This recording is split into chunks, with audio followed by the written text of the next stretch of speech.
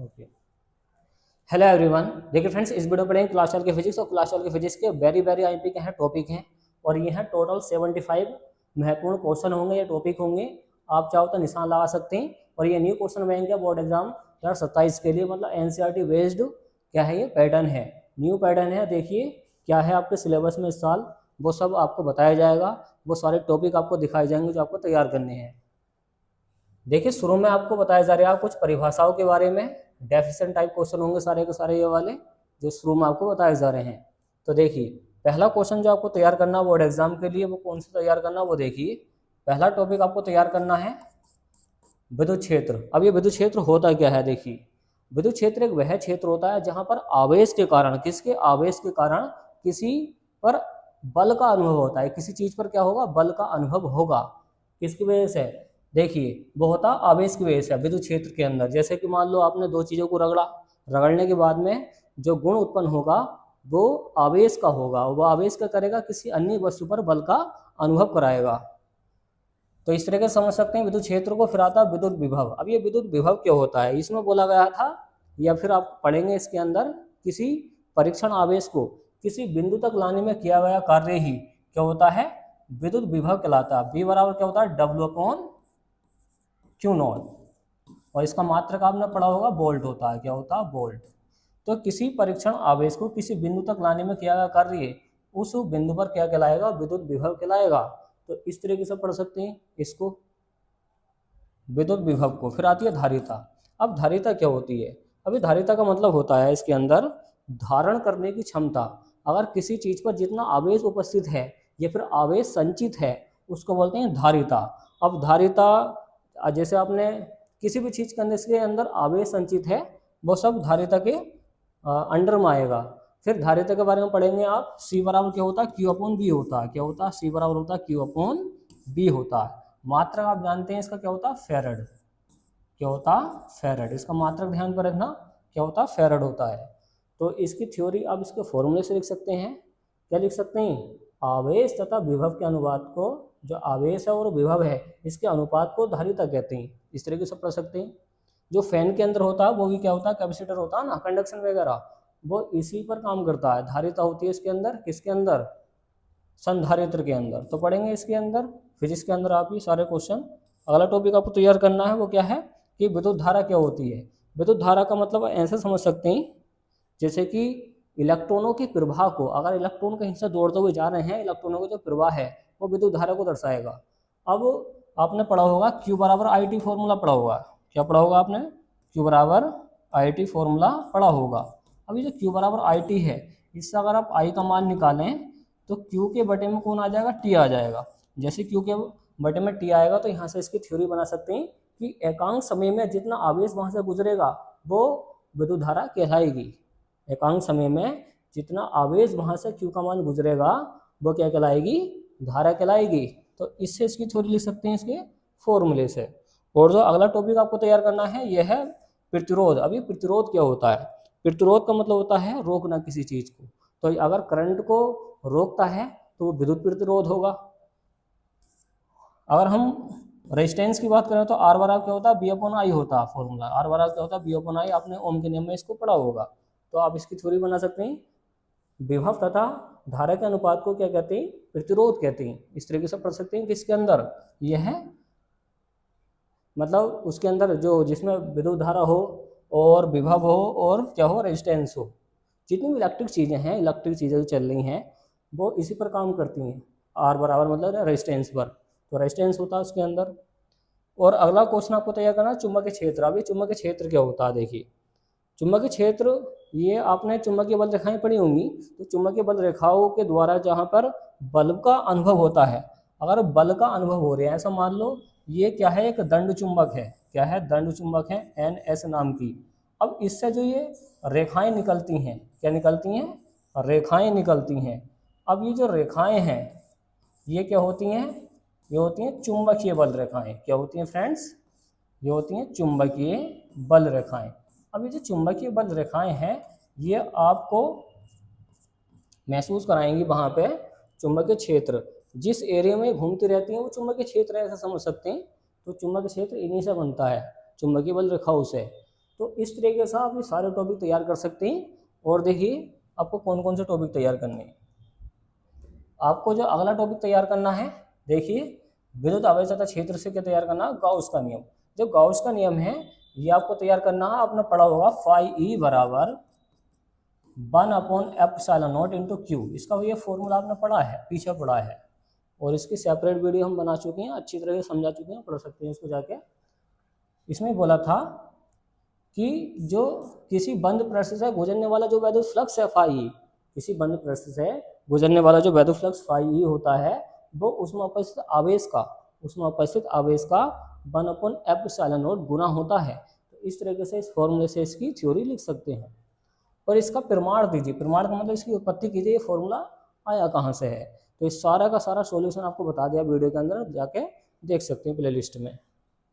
फिर अगला टॉपिक आपको तैयार करना, अनंत लंबाई के आवेशित तार के कारण विद्युत क्षेत्र। देखिए सारे के सारे क्या हैं, मोस्ट आईएमपी के हैं, ये सारे के सारे मोस्ट इंपॉर्टेंट क्या हैं, टॉपिक हैं।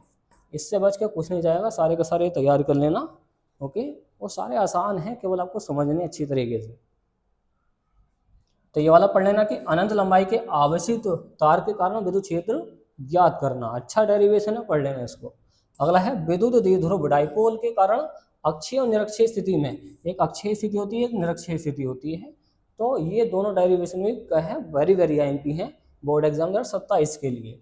तो बोर्ड एग्जाम 2027 के लिए सारे टॉपिक आपको बताए जा रहे हैं, अच्छे से पढ़कर इनको जाना अच्छी तरीके से। अगला टॉपिक पढ़ना आपको कूलाम का नियम। कूलाम का नियम का क्या बताना आपको, वेक्टर रूप बताना है। वेक्टर रूप इसका मतलब क्या है, सॉल्यूशन करना है एक तरीके से। अब ये कूलाम का नियम होता क्या है, ये दो आवेशों के बीच में बल को दर्शाया गया है इसके अंदर। मतलब दो आवेश हैं वो प्रतिकर्षित कर रहे हैं या आकर्षित कर रहे हैं एक दूसरे को, अब उनके बीच में बल कैसा कार्य करता है वो कूलाम बताता है। कूलाम क्या है, वैज्ञानिक है, इसने बताया अपने नियम में, पढ़ सकते हैं। इसका फॉर्मूला F बराबर होता है 1/4πε0 Q1 Q2 बटा R²। तो ये इसका फॉर्मूला है किसका, कूलाम के नियम का। तो इसको पढ़ लेना, ये सोल्व होकर आता है इसका जो फॉर्मूला है। तो ये आवेशों के बीच में किसको दिखाता है, बल को दिखाता है। बल पे क्या असर पड़ेगा, पास रखने से दूर रखने से आवेशों को। अगला टॉपिक आपको तैयार करना विद्युत क्षेत्र रेखाओं के गुण लिखिए। विद्युत क्षेत्र के रेखाओं के गुण आपने पढ़े ही होंगे, आसान है। मतलब क्या है, एक दूसरे को कभी नहीं काटती हैं, काल्पनिक रेखाएं होती हैं, इस तरीके से आपने पढ़े होंगे ये, कि उत्तरी ध्रुव से निकलते हैं दक्षिण ध्रुव में प्रवेश करती हैं, सब आसान टॉपिक हैं सारे के सारे। चुंबकीय क्षेत्र आपको बताया था, चुंबकीय बल रेखाओं के कारण होता है। अगला टॉपिक आपको तैयार करना, प्रेरित विद्युत वाहक बल EMF होता क्या है। अच्छा टॉपिक है, सेल के ऊपर है, पढ़ लेना इसको। प्रत्यावर्ती धारा क्या होती है, प्रत्यावर्ती धारा आपने बताई होगा, आपने पढ़ा होगा पिछली वाली क्लासों में, कि जो अपनी दिशा बदलती रहती है, जो अपनी दिशा बदलती रहती है, इस तरीके से आपने चित्र पढ़ा होगा। ये वाला जो अपनी दिशा बदलती रहती है धारा, वो प्रत्यावर्ती धारा कहलाती है। जो एक ही दिशा में बहती है वो डायरेक्ट वाली धारा होती है, दृष्टि धारा जिसको कहते हैं, पढ़ा होगा आपने। अपवर्तनांक क्या होता है, एन का मान, एन क्या होता है अपवर्तनांक, ये सब आपको टॉपिक पढ़ के जाने हैं, छोटे छोटे क्वेश्चन है सारे ये। ओके, फोटो इलेक्ट्रिक प्रभाव क्या होता है, इसको पढ़ना है, अच्छा क्वेश्चन है। फोटो इलेक्ट्रिक प्रभाव होता था एग्जाम में। अर्धआयु क्या होती है, ये भी काफ़ी पूछा गया एग्जाम में। और पीएन जंक्शन क्या होता है। तो ये छोटी छोटी परिभाषाएं हैं, इनको पढ़कर जरूर जाना एग्जाम में। आगे देखिए, कूलाम का नियम, ये पढ़ना आपको। कूलाम का नियम अभी बताया था, ओम का नियम बहुत आता है, लेंज का नियम भी बहुत आता है, फैराडे का नियम भी काफ़ी आता है। और आरएमएस का मान क्या होता है, आरएमएस ये होता धारा का वर्ग माध्य मूल मान। तो ये सारी जो परिभाषाएं हैं आईएमपी हैं, मोस्ट आईएमपी हैं। ओके, ये छोटी छोटी परिभाषाएं बता रहे हैं शुरू में आपको, very short answer type question है ये। आगे देखिए, सब मिलेंगे आपको, लघु वाले कौन कौन से तैयार करने, दीर्घ वाले कौन कौन से तैयार करने, सब आपको बताया जाएगा। पावर फैक्टर क्या होता है, ये भी इसी टाइप का क्वेश्चन है। पूर्णांतिक परिवर्तन की शर्तें क्या होती हैं, पूर्णांतिक परिवर्तन आपने पढ़ा होगा, टोटल इंटरनल रिफ्लेक्शन कहते हैं इसको, अच्छा क्वेश्चन है।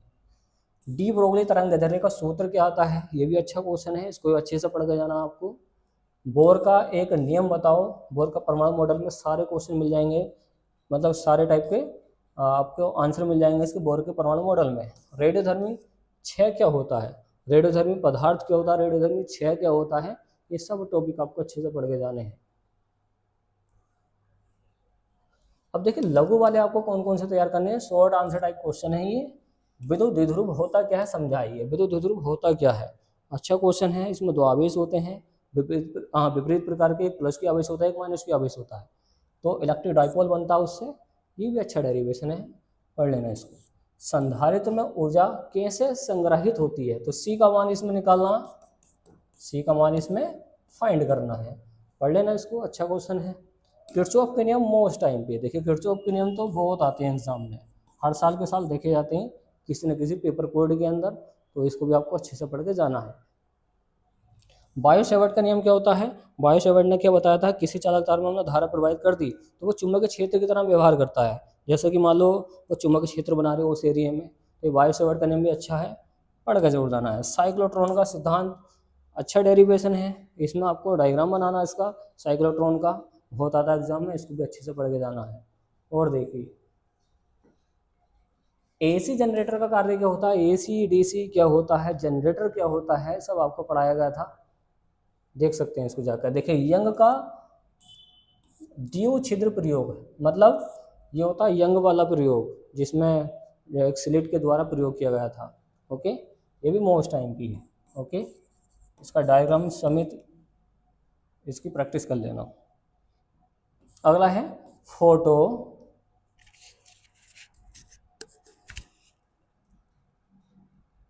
अगला है फोटो इलेक्ट्रिक प्रभाव क्या होता है, इसका ग्राफ समझा, मतलब ग्राफ बनाकर इसको समझाना है फोटो इलेक्ट्रिक प्रभाव को। अगला है बोर मॉडल क्या होता है, देखिए बोर का परमाणु मॉडल बहुत आता है एग्जाम में, इसको भी 100% आपको पढ़ के जाना, जो बोर का परमाणु मॉडल है। ओके, अच्छा क्वेश्चन है ये, परमाणु का मॉडल आपको बनाना है, समझना उसको अच्छे से। अगला है पीएन जंक्शन डायोड का कार्य क्या होता है, देखिए जितने भी डायोड प्रकार डायोड हैं, पीएन मतलब पीएन संधि डायोड है, और है अर्ध तरंग पूर्ण तरंग दृष्टिकारी, इस टाइप के जितने भी पीएन संधि डायोड आपको मिले वो सबके सब पढ़ के जाने। जरूरी नहीं है कि ये वाला टॉपिक आपको तैयार करना है, जिसमें पीएन डायोड चल जाए क्वेश्चन आपको इसमें किताब के अंदर या क्वेश्चन बैंक के अंदर, तो उनको सबको पढ़ के जाना है। ओके, तो उसमें से केवल एक ही टॉपिक निकाला गया आपको बताने के लिए। अब दीर्घ से आपको क्या क्या तैयार करना वो देखिए। पहला टॉपिक आपको तैयार करना गाउस का नियम, गाउस का मतलब गॉस का नियम, अभी बताया था, ये जो फाई ई था, फाई ई बड़ा होता 1/एप्सिलॉन इंटू क्यू, ये जो डेरिवेशन है ये वाला, ये अच्छे से पढ़ के जाना है, काफ़ी अच्छा डेरिवेशन है, पूरी इसकी उत्पत्ति वगैरह सब कुछ करनी है। अनंत लंबाई के तार के कारण विद्युत क्षेत्र, ये भी काफ़ी बार पूछा गया है। समांतर पट्टी का संधारित्र का सूत्र, देखिए संधारित्र मतलब इसमें भी सी की वैल्यू फाइंड करनी है आपको।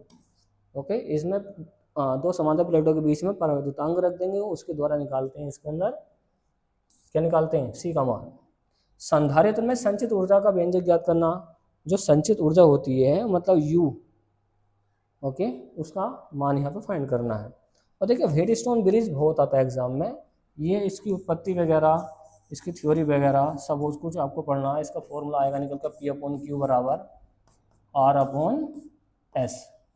ये क्वेश्चन काफ़ी बार रिपीट हुआ है व्हीटस्टोन ब्रिज वाला, और ये आपको प्रैक्टिकल में काफ़ी मिलता है तैयार करने के लिए, जो प्रैक्टिकल होंगे आपके। अगला टॉपिक आपको तैयार करना रेडियोधर्मी क्षय का नियम व्युत्पन्न कीजिए। जो रेडियोधर्मी क्षय है वो किस तरीके से हो जाता है उसको आपको पढ़ना है। अर्धायु एवं औसत आयु में संबंध ज्ञात करना, सिद्ध करना है इसको। अगला है द्रव्यमान दोष एवं बंधन ऊर्जा, देखिए बंधन ऊर्जा मोस्ट टाइम की है, जो बंधन ऊर्जा है ये बहुत आती है एग्जाम में, जहाँ पे भी मिल जाए आपको इसको रट कर जरूर जाना अच्छी तरीके से। नाभि विखंडन और नाभि के संलयन भी बहुत आता है एग्जाम में, नाभि विखंडन और नाभि के संलयन मोस्ट इम्पोर्टेंट है एग्जाम के लिए। ओके, नाभि के विखंडन में क्या होता है, इसमें जो भारी नाभिक होता है हल्के हल्के नाभिक में टूट जाता है, संलयन में जुड़ जाएगा, दो हल्के जो वो होते हैं परमाणु वगैरह वो नाभिक के संलयन करके आपस में जुड़ जाते हैं, मतलब यहाँ पर जुड़ते हैं यहाँ पर टूटते हैं। पीएन जंक्शन डायोड का निर्माण और कार्यविधि बताइए इसकी, पीएन जंक्शन डायोड किस तरीके से काम करता है। अब इसमें कई सारे हैं, एक बार वो सुन लें। पीएन संधि डायोड का अर्ध तरंग दृष्टिकारी वाला और पीएन संधि डायोड का पूर्ण तरंग दृष्टिकारी वाला, दोनों टाइप के क्वेश्चन बहुत आते हैं एग्जाम में। जेनो डायोड द्वारा ये वोल्टेज का नियमन कैसे होता है, मतलब वोल्टेज को कैसे कंट्रोल करता है जेनो डायोड। ट्रांजिस्टर का काम क्या होता है, ट्रांजिस्टर वगैरह जैसे कि आपने देखे होंगे रेडियो के अंदर बहुत सारी चिपा होती हैं, वो ट्रांजिस्टर टाइप होती है, वो टॉपिक आपको पढ़ के जाना अच्छे से। अब गेट वगैरह पढ़ लेना, एंड गेट, और गेट, नॉट गेट, इस टाइप के गेट काफ़ी आ जाते हैं पेपर के अंदर, इनको भी पढ़ लेना। इस टाइप के क्वेश्चन काफ़ी बार रिपीट हुए हैं। तो ये सारे क्वेश्चन आपको बता दिए बोर्ड एग्जाम के लिए। देखिए ये सारे वो क्वेश्चन हैं जो बार बार रिपीट हुए हैं एग्जाम के अंदर, तो पढ़ लेना ध्यान से इसको। ओके, चलिए इसका स्क्रीनशॉट लीजिए। तो उम्मीद है फ्रेंड्स आपको वीडियो पसंद आएगी, तो वीडियो को लाइक एंड शेयर कीजिए, चैनल को सब्सक्राइब कीजिए। थैंक्स फॉर वॉचिंग गाइस, मिलते हैं एक ऐसी नेक्स्ट वीडियो में जो काफ़ी इंपॉर्टेंट हो एग्जाम के लिए। Okay friends.